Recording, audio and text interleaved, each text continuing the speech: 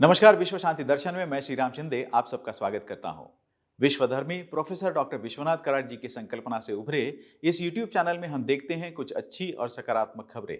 सबसे पहले एक नजर आज की सुर्खियों पर।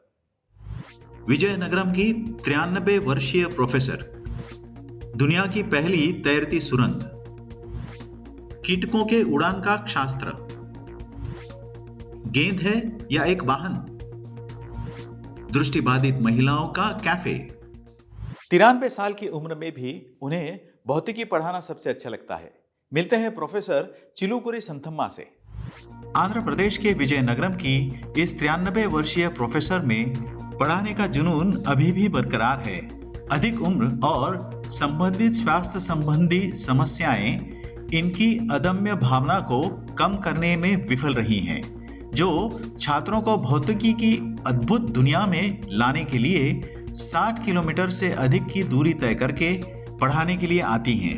प्रोफेसर संतमा के लिए भौतिकी उनका जुनून है और शिक्षण उनके जीवन का उद्देश्य।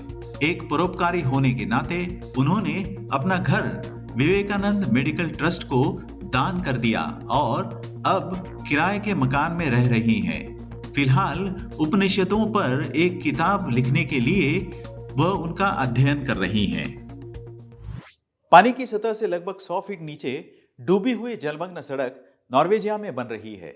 लेते हैं ज्यादा जानकारी।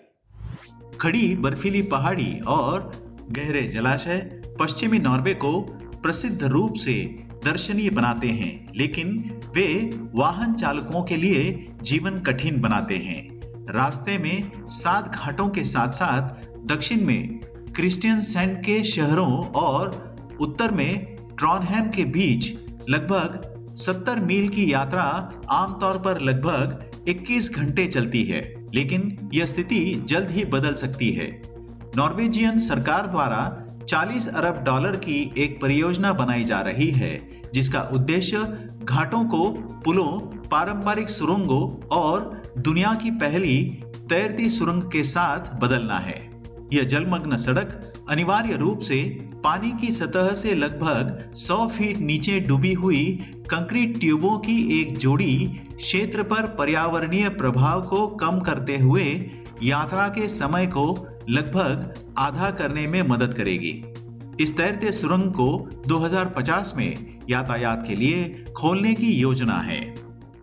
कीटक अपने पंखों को नुकसान पहुंचाए बिना कई बार छोटे छेदों से उड़ सकते हैं। ये कैसे संभव है, आइए जानते हैं। कीटक किस तरह छेदों से उड़ सकते हैं, इस बात का पता लगाने के लिए शोधकर्ताओं ने ड्रैगन फ्लाई के पंखों की संरचना का विस्तार से अध्ययन किया और उनके निष्कर्षों को एक छोटे विमान पर लागू किया। 3 विशेषताएं इन पंखों की संरचना को स्थिरता और लचीलापन दोनों देती हैं। इनके लचीले जोड़ पंखों को हल्के भार के नीचे भी मोड़ने की अनुमति देते हैं। इन जोड़ों पर लगे छोटे स्टॉपर्स पंखों के अतिरिक्त फैलाव को रोकते हैं। एक विशेष गुण उन्हें पंख फैलाने की अनुमति देता है, जो दोनों तरफ से किया जा सकता है। इस प्रयोग से पता चला कि चीजों से टकराने के जैसी वायुगतिकीय चुनौतियों से निपटने के लिए इन तीनों तत्वों का मौजूद होना जरूरी है।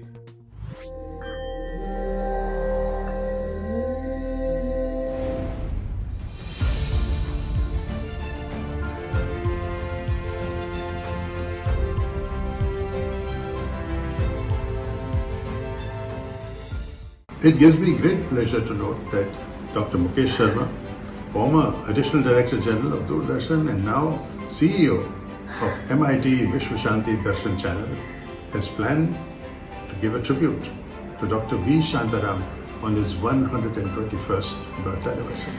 The tribute is in the form of a story remembering Dr. V. Shantaram. Incidentally, Mukesh Sharma was discovered by Anna Sahib, as Dr. V. Shantaram was affectionately known to be a producer for the Children's Film Society. I congratulate Mukesh ji on this endeavor, and I urge you all to watch and enjoy this story only on the Vishwa Shanti Darshan channel.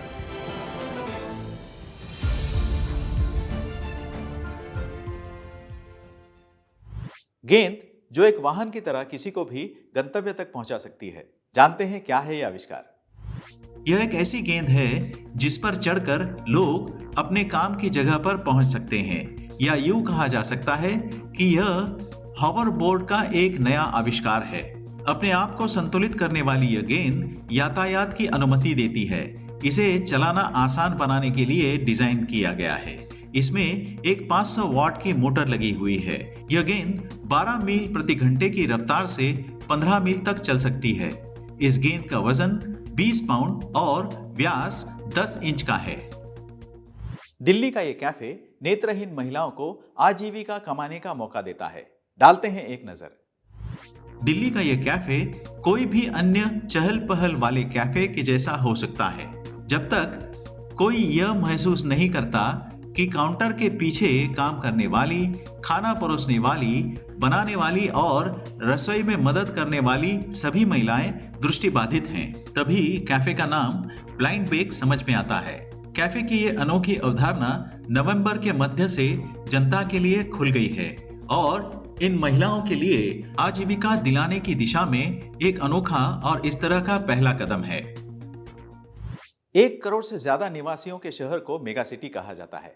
कौन से ऐसे शहर हैं जो दुनिया में सबसे तेजी से बढ़ रहे हैं? आइए जानते हैं जाते जाते। दुनिया के 10 शहर ऐसे हैं जो जल्द ही मेगा सिटी बनने की कगार पर हैं। केन्या का नैरोबी, जिसकी आज की जनसंख्या है 52 लाख और यह तेजी से बढ़ रही है। शिकागो की जनसंख्या 90 लाख के करीब है। पुणे की आज की जनसंख्या 70 लाख है, जो 2050 तक 1 करोड़ 8 लाख तक पहुंचने की उम्मीद है। इस श्रृंखला में सूडान का खार्तूम अगले स्थान पर है।